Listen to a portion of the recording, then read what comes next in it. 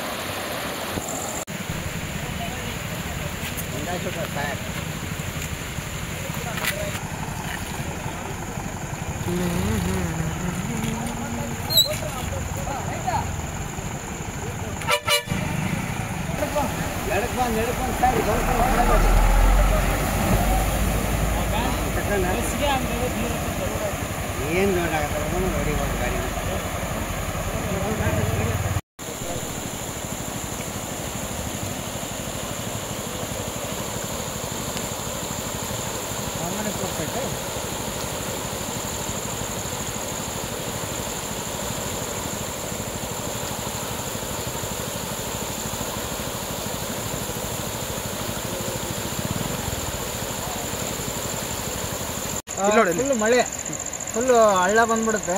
ಯಾರಾದರೂ ಹೋಗ್ಬೇಕಂದ್ರೆ ಪೂರಾ ಹಳ್ಳಕ್ಕೆ ಹೋಗ್ಬೇಕು. ಹೋದ್ರೆ ಸೀದಾ ಹಳ್ಳ 4-5 ಬೈಕ್ ಹೋಗಿದ್ದಾವೆ ಆಗಲೇ. ಇದ್ರಾಗೆ ಮೇಲೆ ಅಧಿಕಾರಿಗಳಿಗೆಲ್ಲ ಹೇಳಿದ್ರು, ಯಾರು ಸ್ಪಂದನೆ ಮಾಡ್ತಾ ಇಲ್ಲ ಇದಕ್ಕೆ. ಯಾರು ಗ್ರಾಮ ಪಂಚಾಯತಿ ಯಾರು ಮೆಂಬರ್ಸ್ ಇದು ಮಾಡ್ತಾ ಇಲ್ಲ ಇದಕ್ಕೆ.